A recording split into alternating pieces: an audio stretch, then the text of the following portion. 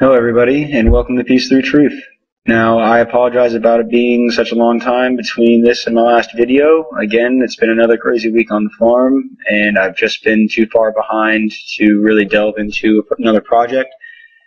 Other than that, as well, when I come in, it seems that all of the other major alternative channels had already covered most of the topics that I'd already like to cover. So, my hat's off to Free Radio Revolution and up north of the 49th, and PK22, the Ottawa Expositor, Bleak State Radio. All you guys are doing a great job exposing the false flag that went on this last week up there in Ottawa, and you guys touched base on the false flag in Washington with, the shooter drills that were coinciding and all that. So, once again, just my hat's off to you guys and keep up the good work.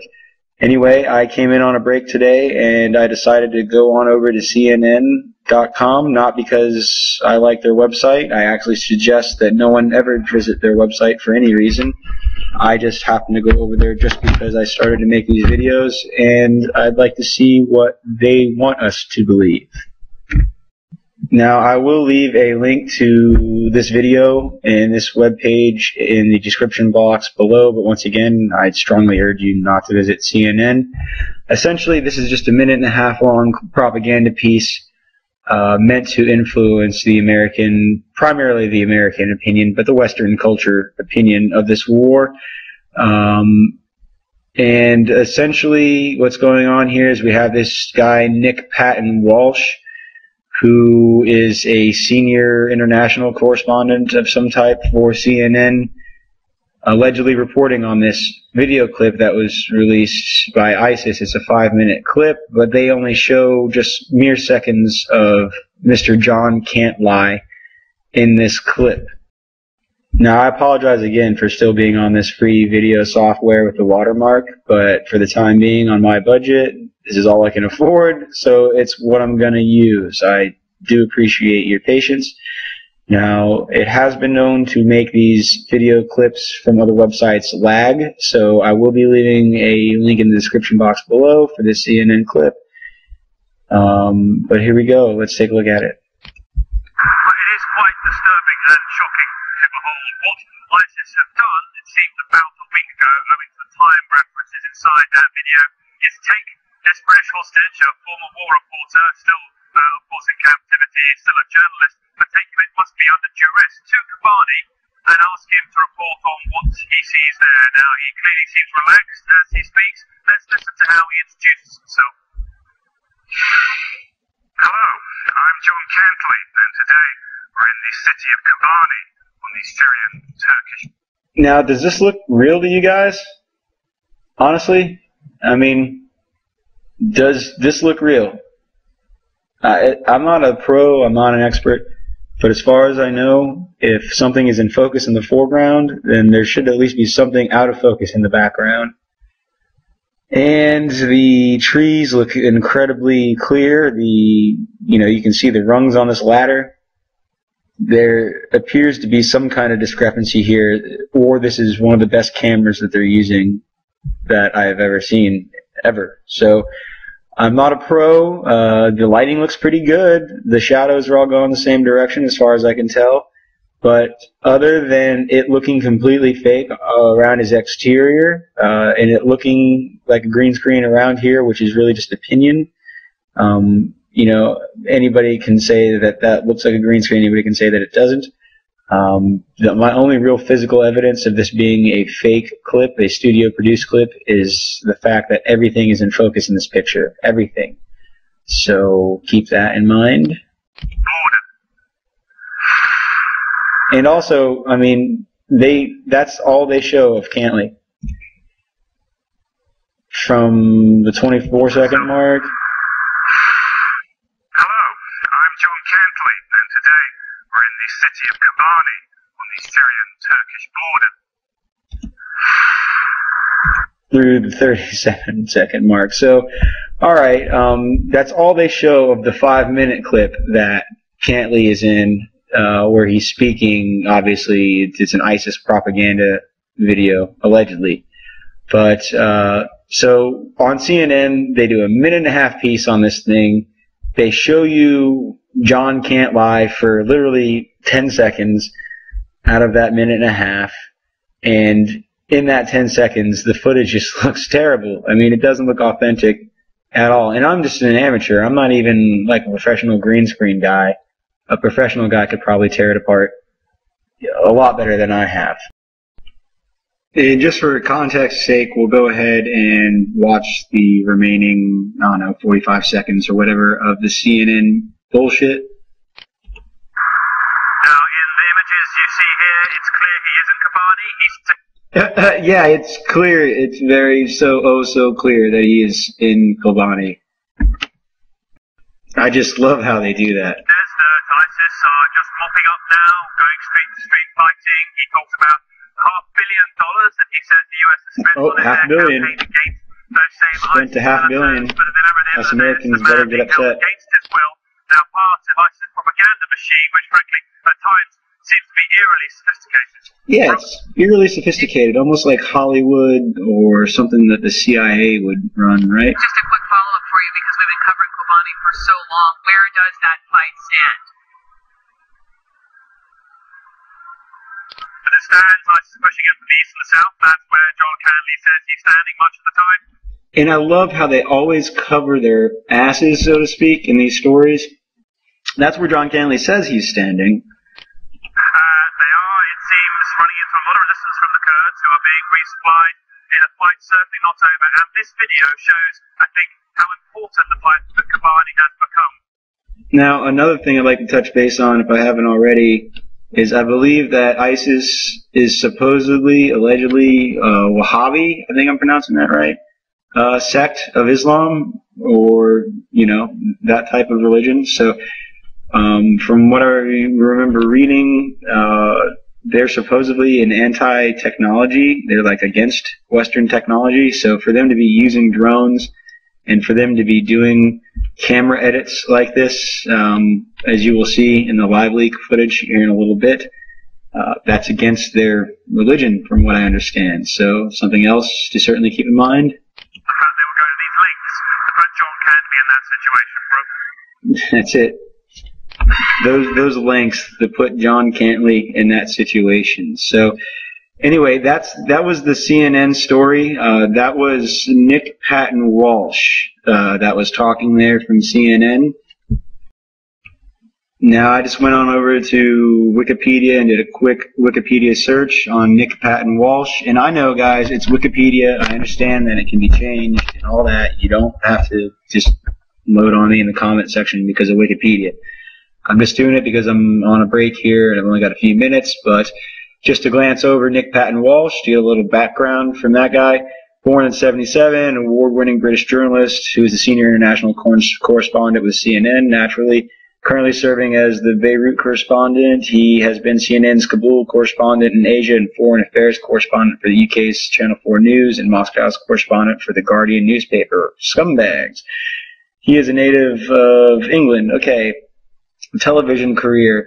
Walsh started working for CNN in March 2011 in Pakistan. He covered the death of Osama bin Laden. That probably wasn't fake, right? As their first reporter in country to the story, obtaining exclusive video of the inside the compound and breaking the news that cell phone signals led the CIA to the Al-Qaeda leader. Come on, that's BS. He was also covered U.S. President Barack Obama's speech about the withdrawal of American troops surge in Afghanistan, detailing a Taliban resurgence in Nuristan, booming opium culture in Badakhshan province, together with insurgent violence and resurgent Al-Qaeda in Kunar. He also reported from Benghazi on Libya's declaration of liberty after Gaddafi. Now that is another thing that is pretty peculiar to me. Good timing, good place for him to be somewhat a good indicator that he may be involved with the CIA. In September, he became CNN's full-time correspondent in Kabul, another red flag that he may be involved in the CIA. In August 2012, he moved to Beirut, where he began covering the civil war in Syria. He reported from inside Aleppo on the fate of the 4-year-old girl hit by a sniper, race to save Rina. Now, I haven't clicked on this. I don't know where it leads, but I can guarantee you that is some sort of emotional psyop obviously, I would guess here to get you to want to fight against people in Syria, and whether it be Bashar or ISIS, take your pick. I mean, 6 in one, half a dozen in the other, right? At this point. Well, actually, Bashar's probably not that bad. But anyway, the aftermath of an airstrike on a family home in Aleppo and the protracted battle of 100 yards of street in the old city. The reports helped with win CNN a Peabody, 2 Edward R. Murrow Awards, and the News and Documentary Emmy Award for individual achievement in a craft, writing. Take note, he wrote. Anyway, he also reported from Dagestan on the family of the alleged Boston bombers, and from Turkey during weeks of unrest over planned demolition of Gezi Park. Now, guys, this is all stuff that the CIA has a huge hand in, all right? And if you're not familiar with Operation Mockingbird, just because of this article, I'm going to have to do a video on Operation Mockingbird. But anyway, the head of the CIA, I can't remember his name at the time, was quoted as saying that one journalist is worth 20 agents because anybody will, the quote ended there, but he meant it because anybody will talk to a journalist. If you put a journalist in a war zone, anybody but the soldiers for the people you're reporting on are going to talk to you. So you're a great intelligence gathering tool. But anyway, just to move on here, let's see, where would I leave off? Walsh joined Channel 4 News at ITN as a foreign affairs correspondent from the Guardian newspaper in September 2006. He covered the Iraq surge both from Washington and Baghdad and reported from Mosul and Basra. He secured an exclusive interview with Russian murder suspect Andrei Lugavoy on the day the Russian businessman was charged by British police with the murder of Alexander Litvenko. I don't really know much about that. He worked in Chechnya, in Gushetia, covered child soldiers in Central African Republic, probably Kony 2012, I'm guessing, and climate change in Tajikistan. While based in London, he uncovered a series of exclusives for the program, including the British use of incendiary bombs in Afghanistan, a covert British program to train the special forces of regimes considered to have questionable human rights records, and Sebastian Coe's controversial description of the Chinese policemen who guided the Olympic torch through London as thugs. Now, obviously, like I said, this guy has his hand in a lot of things that the CIA more than likely had their hands in. Walsh was the program's undercover correspondent in Zimbabwe. Undercover correspondent. Look at that. What is a CIA agent? He's an undercover correspondent, right?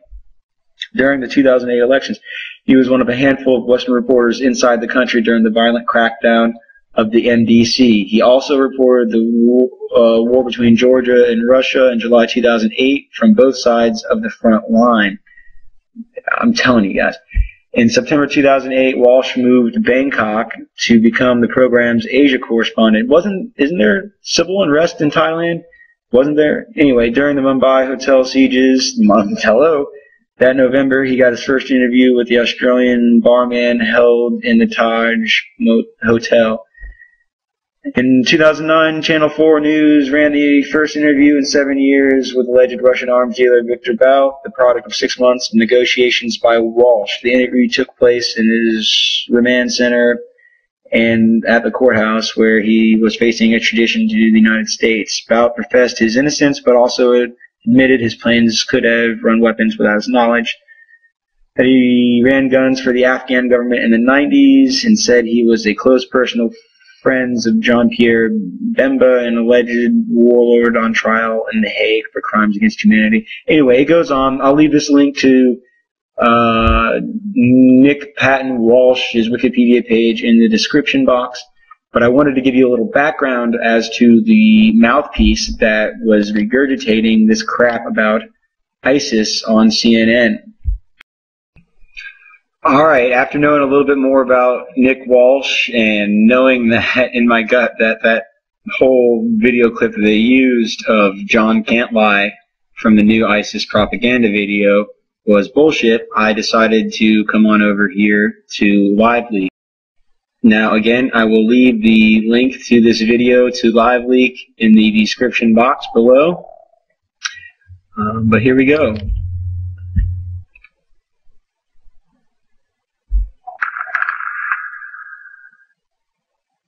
Now, it allegedly starts off with this drone footage, which, I mean, obviously looks like it was shot from a drone. I mean, it does look like it was shot from a drone. But there's you could hear heavily edited gunshots edited into the video. And they do this kind of special effect thing up here where they want you to focus in on this factory, and that is allegedly some of their best evidence that John Cant Lie is actually in this city. This little thing here, they want you to look at those tanks. Fake editing of sound, fake little blips on the screen.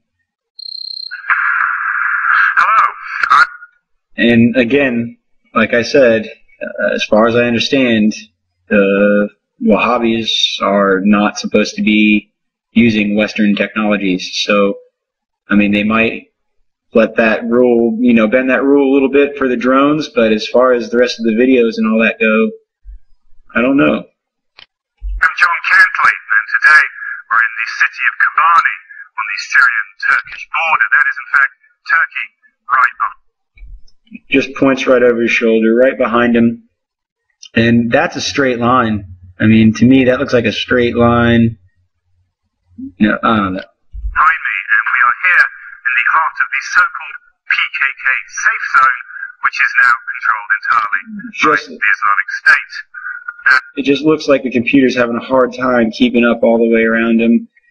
And there's like autofocus issues I noticed at the 3-minute and 33-second mark. Now, for a month now, the soldiers of the Islamic State have been besieging this key Kurdish city, and despite continual American airstrikes, which so far have cost nearly $500 million in total, the Mujahideen have pushed deep into the heart of the city. They now control the eastern and southern sectors. Now, the Western media, and I can't see... Again, I mean, this really looks like green screen. Look around him. Everything's in focus in the background. And as far as I know, the only way that is possible is if you insert it with a green screen. Many of their journalists here in the city of Kobani have been saying recently that the Islamic State are on the retreat. In the last 48 hours, hundreds of Islamic State militants have been reportedly killed in airstrikes, said the IB Times on the 16th of October. We know we've killed several hundred of them, said John Kirby, the Pentagon official.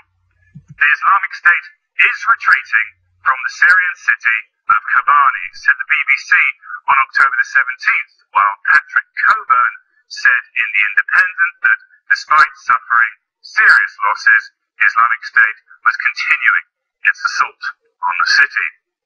Now, this is all quite a turnaround from earlier in the month when U.S. officials were saying, and I quote, the strategically unimportant city of Kobani was going to fall into Mujahideen hands in just a matter of time.